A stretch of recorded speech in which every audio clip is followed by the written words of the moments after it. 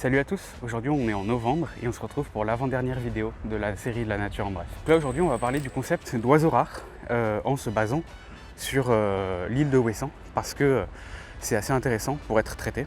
Donc c'est parti. Qu'est-ce qu'un oiseau rare pour commencer?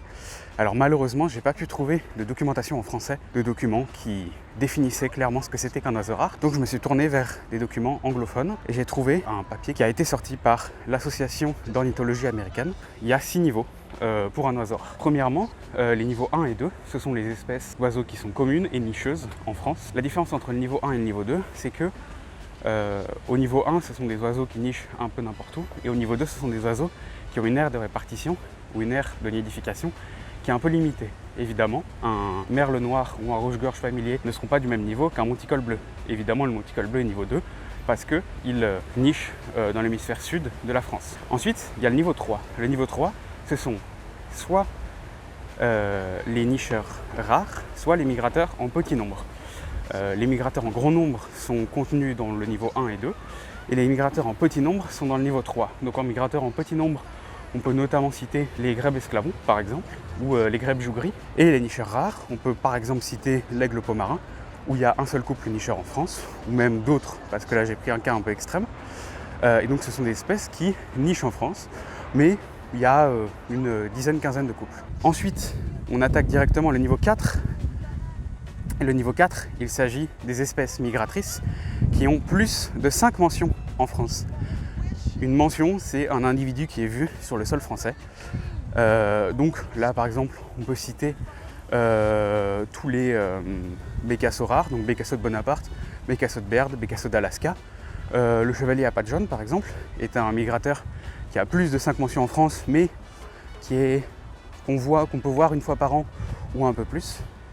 Il y a le niveau 5, où là, ce sont des espèces qui ont moins de 5 mentions en France. Donc par exemple, cette année, il y en a eu pas mal. Busaris donien, oriole de Baltimore, etc. Là, ce sont vraiment des espèces qui sont rares et qui sont accidentelles, là où elles sont vues. Et enfin, il y a le niveau 6, toutes les espèces qui n'ont aucune mention en France. Donc par exemple, on peut dire que le plongeon du Pacifique est à un niveau 6 parce qu'il n'a jamais été trouvé en France, même s'il a été trouvé en Europe. Quoi de mieux que de parler de Ouessant quand quelqu'un est allé à Ouessant?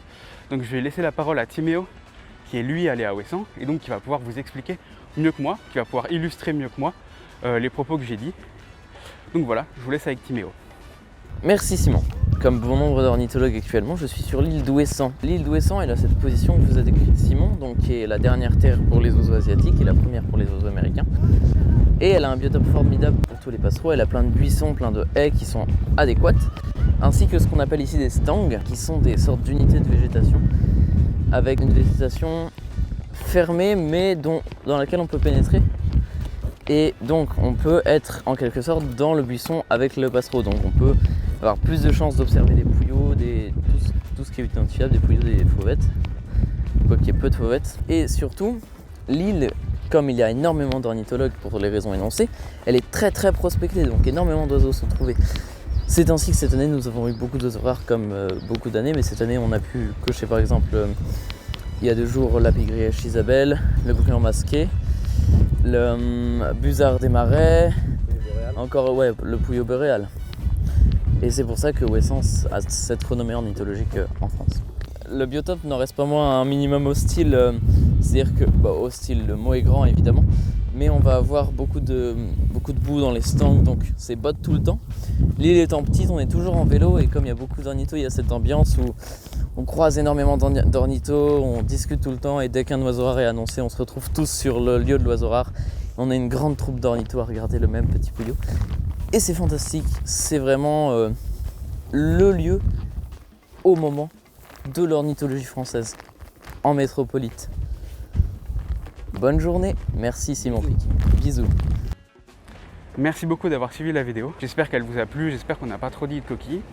Je tiens à remercier évidemment l'équipe des Sternes débridés, donc Timéo, Vassili, David et Sacha, pour leur implication et pour leur aide à tourner cette vidéo. Je tiens à remercier aussi Aurélien qui m'a passé quelques images. Et on vous dit au mois prochain, on va parler des hiboux, donc Moyen-Duc et Grand-Duc. Et le mois prochain, ce sera la dernière vidéo de la nature en bref. Je ferai une vidéo un peu récapitulative où j'expliquerai les projets à venir. où j'expliquerai ce que je compte faire, si jamais je compte faire une saison 2 ou pas. Donc on verra ça à la fin de l'année. En tout cas, merci beaucoup d'avoir suivi et on se retrouve à la prochaine. Salut!